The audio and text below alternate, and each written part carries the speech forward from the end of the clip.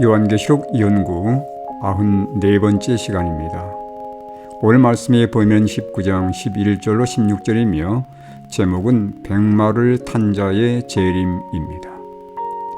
어린 양의 혼인 예식이 마치면 예수님은 곧 재림하셔서 하나님의 신실하고 순결한 백성들을 하늘로 데려가실 것입니다. 그 재림의 장면이 계시록 19장 11절에서 16절에 묘사되어 있습니다. 계시자 요한은 하늘이 열리자 백마를 타신 분이 수많은 하늘의 군대들과 함께 오시는 장면을 보았습니다. 요한이 보았던 백마를 탄 자는 누구일까요? 그 칭호는 충신과 진실이며 하나님의 말씀이라고 했습니다. 충신은 충성되고 믿음이 있다는 의미이며 진실은 참된이란 뜻입니다. 라오디게아 교회에 보내는 권면을 보면 그 교회에 편지를 보내시는 분이 충성되고 참된 증인이라고 기록하고 있습니다. 계시록 3장 14절을 참고하시기 바랍니다. 누가 충성되고 참된 분입니까? 바로 예수 그리스도입니다.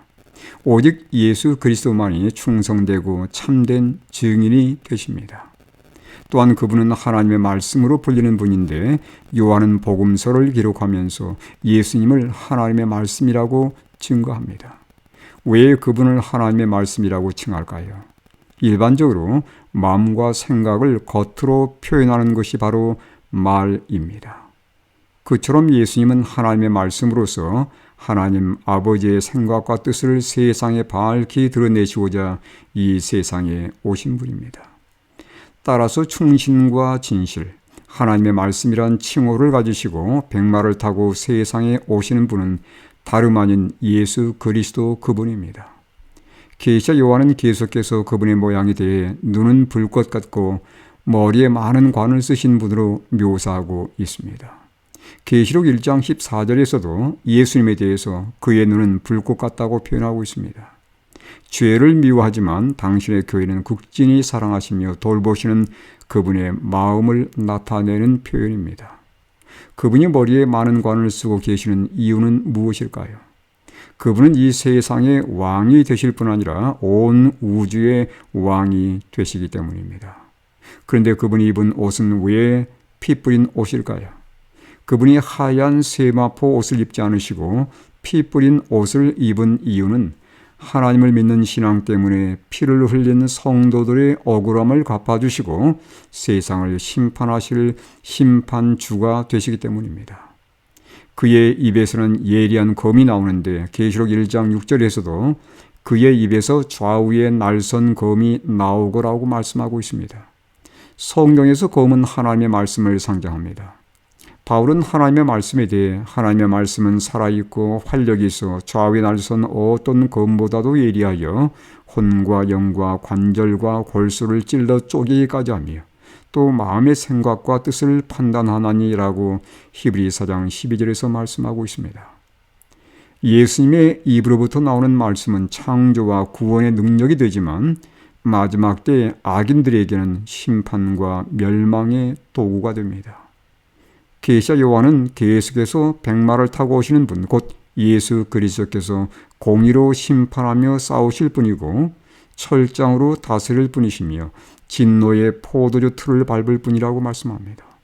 그분 분명 온 세상을 공의로 심판하시며 장차 모든 악을 진노의 포도주 틀에 던져 밟으시고 끝내실 분이시며 온 세상을 의로 영원히 통치하실 분입니다. 그분의 옷과 다리에는 이름이 기록되어 있는데 만왕의 왕 만주의 주라고 기록되어 있습니다.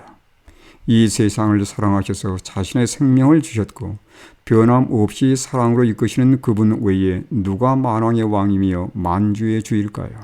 장차 온 인류는 선한 자나 악한 자를 물론하고 그분이 만왕의 왕 만주의 주로 영광의 보좌에 앉으시는 장엄하고 영광스러운 장면을 목격하게 될 것입니다. 요한은 계속해서 하늘에 있는 군대들이 희고 깨끗한 세마포 옷을 입고 백마를 타고 그를 따르더라고 19장 14절에 말씀하고 있습니다. 이들은 누구입니까? 이들은 예수님이 재림하실 때 그분을 수행하며 뒤따를 하늘의 무수한 거룩한 천사들입니다.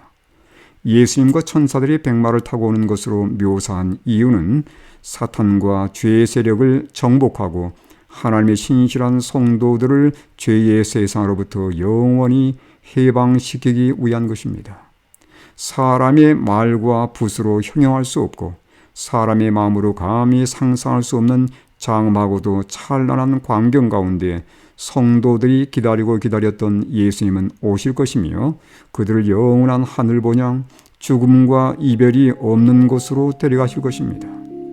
믿음으로 인내하시고 승리하셔서 그 영광의 날에 주님을 두 손들어 기쁨으로 맞이하시는 하나님의 참된 성도들이 되십시다.